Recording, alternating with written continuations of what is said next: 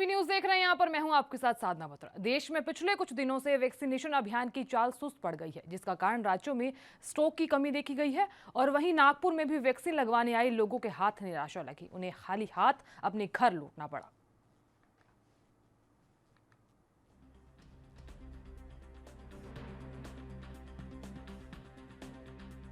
Sir vaccine लेने के लिए आया था, अपने वर्कर्स को वैक्सीन दिलवाना है ऑल ओवर। मेरे 10 एक वर्कर्स है, तो उसके लिए रेगुलर आ रहा हूँ। 2 दिन से आ रहा हूँ, तो 2 दिन से वैक्सीन नहीं, परसों मिली थी, कल और आज नहीं है। उसी रिगार्डिंग सब जगह चक्कर मारना चालू है कि कम से कम अपने ऑफिस के वर्कर और ये सब कवर हो जाए तो थोड़ा सेफ्टी बने रहे। तो वही वाड़ी में मेरा ऑफिस है, वाड़ी से मैं हर सेंटर घूमते हुए आ रहा हूँ। आज करीबन हफ्ते भर से घूम रहा हूँ, तो परसों 4 लोगों को मिली थी, अभी रेगुलर घूम रहा हूँ। हम जब सुबह आए 7:30 बजे, तब ऐसा पता चला कि भाई यहाँ वैक्सीन है या नहीं, कुछ मालूम ही नहीं। ये प्रशासन का काम है कि भाई हेड ऑफ द डिपार्टमेंट ने यहाँ के अधिकारी को बता के यहाँ बोर्ड लगाना ज़रूरी है, ताकि यहाँ पे जो ज्येष्ठ नागरिक या सीनियर सिटीजन्स आते हैं वो वापस न जाए। ये हमारी एक इच्छा है, लेकिन यहाँ प्रशासन में पूरी ढिलाई नज़र आ रही है।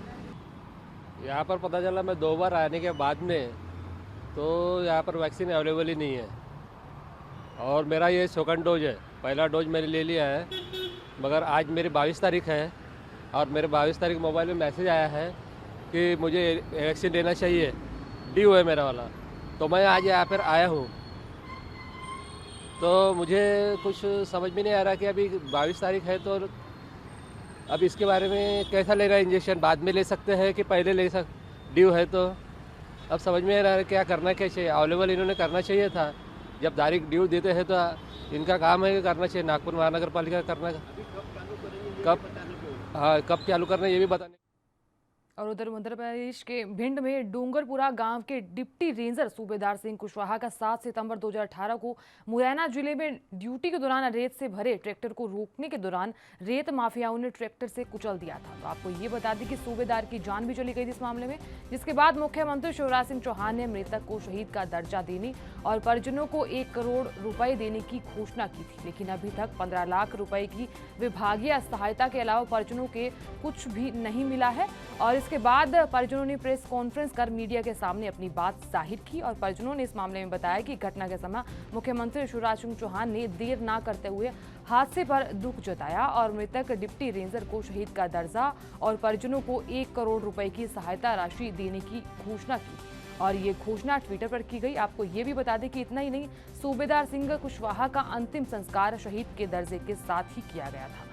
परिजन के अनुसार उनको विभाग की ओर से 15 लाख रुपए की आर्थिक सहायता के अलावा कुछ भी नहीं मिला।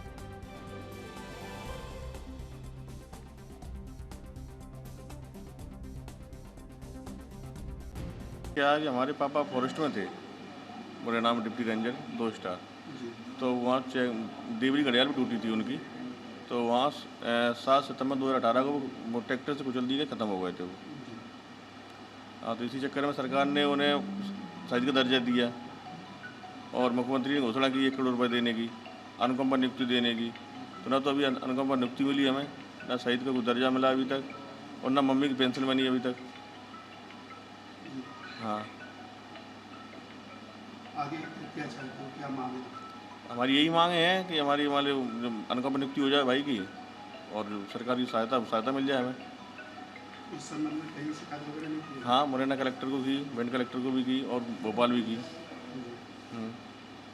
तो शहीद का दर्जा भी नहीं मिला? नहीं मिला, कुछ नहीं मिला। तो किसके द्वारा घोषणा की गई? मुख्यमंत्री द्वारा। क्या आगे जहाँ भी मिले जिन अधिकारियों से मिले, हाँ, तो क्या आश्वासन दिया गया? वो तो यही कह रहे हैं कि वो तो ऊपर वहीं से होगा। देश भर में हो रही भारी बारिश से जनजीवन अस्त व्यस्त हो गया है और कई प्रदेशों में बाढ़ जैसे हालात भी दिखाई दे रहे हैं। बिहार, यूपी की बात कर लेते हैं। ऐसे बड़े प्रदेशों का कई हिस्सा बाढ़ की चपेट में भी है, जिसके कारण सरकार की तैयारियों पर सवाल भी उठ रहे हैं, जिस पर एनडीआरएफ के आईजी अमरेंद्र सेंगर ने अपनी प्रतिक्रिया सामने रखी। उन्होंने कहा कि देश के 26 राज्यों और 3 केंद्र शासित प्रदेशों में 119 टीम तैनात की जा चुकी है। हम राज्यों के साथ बटालियन स्तर की बैठक कर रहे हैं। अभी 12 बटालियन पूरी तरह राहत कार्य में जुटे हैं और 4 नई बटालियन के सरकार द्वारा स्वीकृति भी दे दी गई है।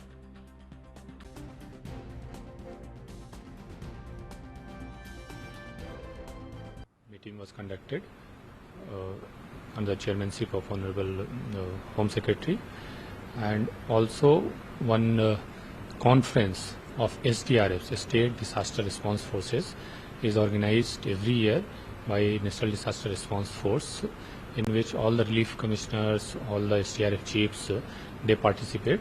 And this year, this meeting was conducted, and Honorable Minister of State for Home Affairs participated, and then we recalibrated our deployment. And based on the feedback of the state government, every year this deployment is done. So how many battalions are currently existing in NDRF, and what about the new 4 battalions? Currently, 12 battalions are fully functional, and 2 years back, Government of India had sanctioned 4 battalions. Out of that, 3 battalions have been raised. 1 battalion of Assam Rifles is fully trained, and 2 more battalions, they are likely to complete their training very shortly. 1 more battalion of BSF, that is partly inducted, and part induction shall take place in next 1 year. और यहाँ लेंगे छोटा सा break, जल्द हाजिर होंगे।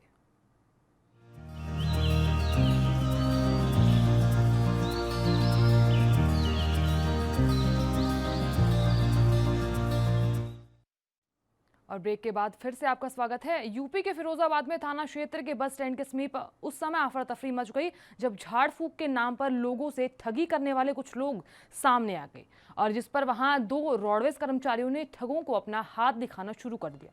तो यहाँ आपको ये बता दें कि इस दौरान अपने आप को रोडवेज चालक बताते हुए अपने समीप पहुंच गया और इस चालक से 3000 रुपए लूट लिए गए। तो यहाँ आपको ये बता दें कि ठगी करने वाले गिरोह का एक साथी इस मामले में गिरफ्तार कर लिया गया है। और मामला ये है कि आपको बता दें कि झाड़ फूक के नाम पर एक युवक के साथ ठगी की गई और उसे मनगढ़ंत कहानियां बताई गई और फिर उससे 3000 रुपए भी लूट लिए गए। और यहाँ ठगी के नाम पर जिस तरीके से उसे लूटा गया और फिर मनगढ़ंत कहानियां भी बनाई गई। और यहाँ आपको ये बता दें कि इस गिरोह के एक साथी को गिरफ्तार भी कर लिया है और पुलिस अपने साथ भी ले गई है।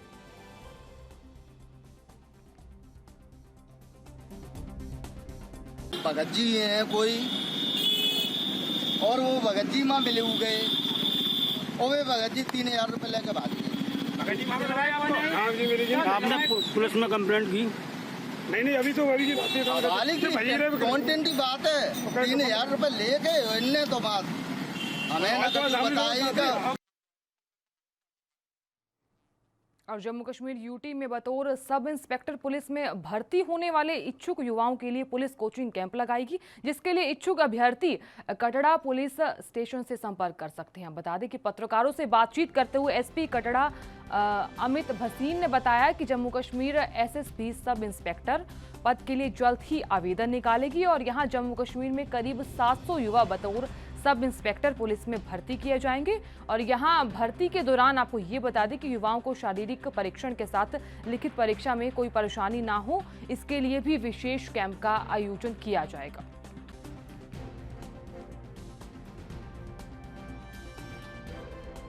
करीबन 700 के करीब पोस्टें निकली हैं। हम एक कैंप ऑर्गेनाइज करने जा रहे हैं जिसमें जितने भी कटरा के नौजवान लड़के हैं जिन्होंने ग्रेजुएशन की है वो हमारे पास आए, वो हमारे पुलिस स्टेशन में आए, वहाँ अपनी रजिस्ट्रेशन करवाएं और फिर हम एक ट्रेनिंग कैंप ऑर्गेनाइज करेंगे लड़के लड़कियों का, जिसमें हम उनको फैसिलिटेट करेंगे कि उनका सिलेबस क्या है, उनको फिजिकल स्टैंडर्ड्स क्या है, उनको।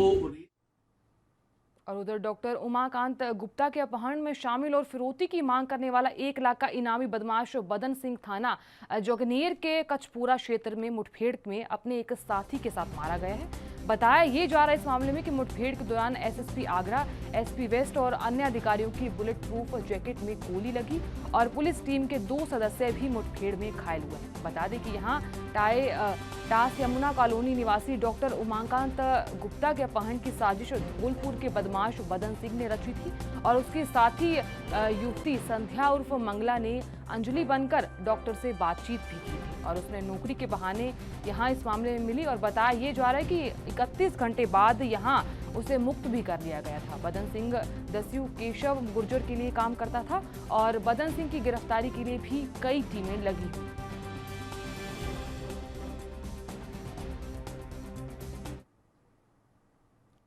और यहाँ लेंगे छोटा सा ब्रेक, जल्द हाजिर होंगे।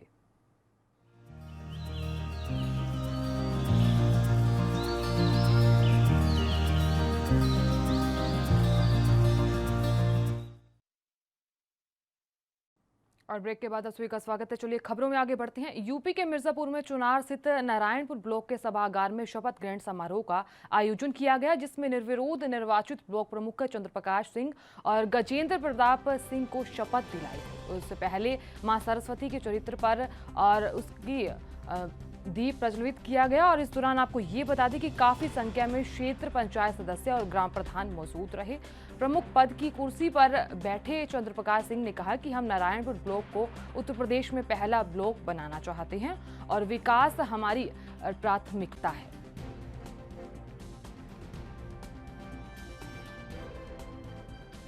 जिम्मेदारी तो बड़ी मिली है, बड़ी जिम्मेदारी चुनौती की सामना करना चाहिए। आपकी प्राथमिकता में क्या है?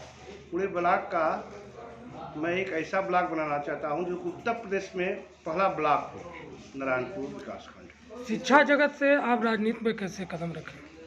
शिक्षा जगत से राजनीति में आना, अपने ब्लॉक का मैं 10 साल से देख रहा था कि कहीं कुछ नहीं हो रहा था। मैं इसी से सोच के आया कि मैं ये ब्लॉक को, नारायणपुर विकासखंड को उत्तर प्रदेश का एक बहुत बड़ा ब्लॉक बनाऊं, जो कि इसका नाम हो कि उत्तर प्रदेश में कोई विकासखंड है नारायणपुर।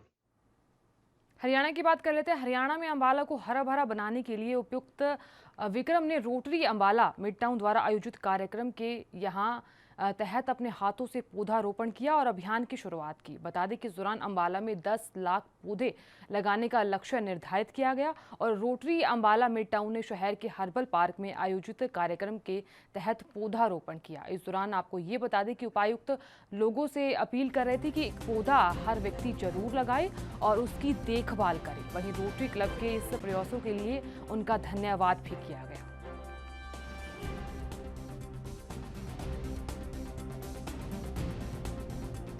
यहाँ पे हर्बल पार्क में पौधारोपण किया गया है। तो अभी सीज़न शुरू हो गया, बरसात का सीज़न क्योंकि शुरू हो गया है, तो हमारा ज़िले का भी टारगेट है 10 लाख के करीब पौधे हम पूरे ज़िले में लगाएंगे। तो मेरा पब्लिक से भी यही आग्रह है कि जहाँ पे भी उनको जगह मिले तो एक वृक्ष प्रति बंदा ज़रूर लगाइए और उसका पालन पोषण कीजिए।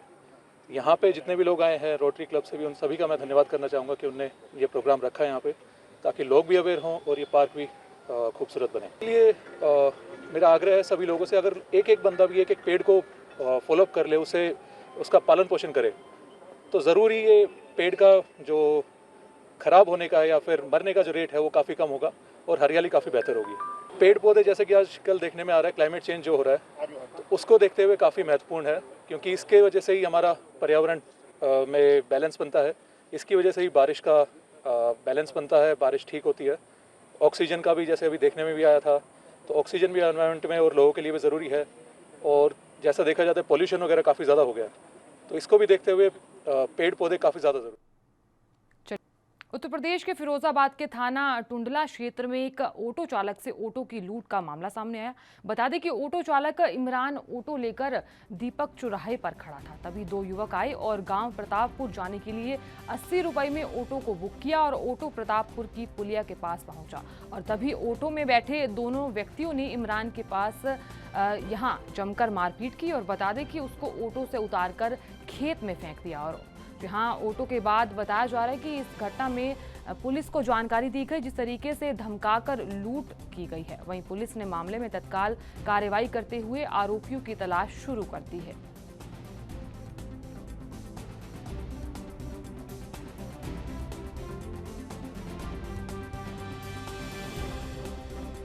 स्टेशन से जो दीपा का चौराहा है, वहाँ से मैं तंबू कह रहे थे कि मेरे को वहाँ छोड़ जाओ पत्तापुर, तो मैं पत्तापुर में मना कर रहा था उनसे, लेकिन फिर भी उन लोगों ने मुझसे कही चल मैं पत्तापुर छोड़िए, चलो कोई बात नहीं मैं छोड़ जाऊँगा आपको। लेकिन मैं छोड़ने गया, जैसे ही लोगों को मैंने पुलिया को बता रहा, उन लोगों ने मुझे बहुत बुरी तरीके से मारा और जाने के खेत में से यहाँ क्या निकालने गए थे पता नहीं, बहुत बुरी तरीके से मारा मुझे। मैं अपनी जान छुपा के वहाँ से भागा हूँ। तो क्या छीन ले गए आपसे? ऑटो।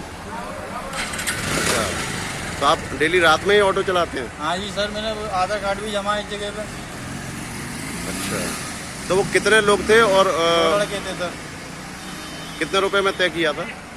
ये 80 रुपये में करा था सर। और यूपी के आगरा के कोतवाली इलाके में घनी आबादी के बीच कूचा साधु नाम में महिला और उसके 3 बच्चों की गला काटकर हत्या कर दी। और यहां आपको ये बता दें कि गुरुवार की सुबह सामूहिक हत्याकांड से इलाके में सनसनी फैल गई। घर की अलमारियां खुली मिलने से लूटपाट के दौरान हत्या की आशंका जताई गई और पड़ोसियों द्वारा पुलिस को सूचना देने पर अधिकारी मौके पर पहुंच गए। पुलिस महिला के पति से अब फिलहाल पूछताछ कर रही है।